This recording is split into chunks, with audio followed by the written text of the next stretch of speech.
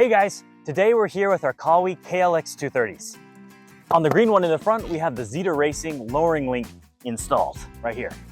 For reference, on our custom machine, we have the stock part. Let's go ahead and take a closer look. You can see the lowering link right here. It reduces your ride height by about 30 millimeters.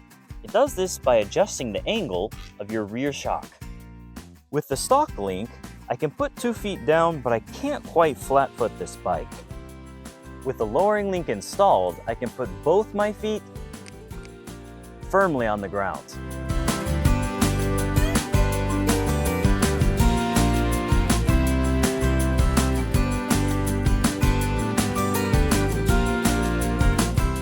Thanks for watching. I'll see you guys on the trail.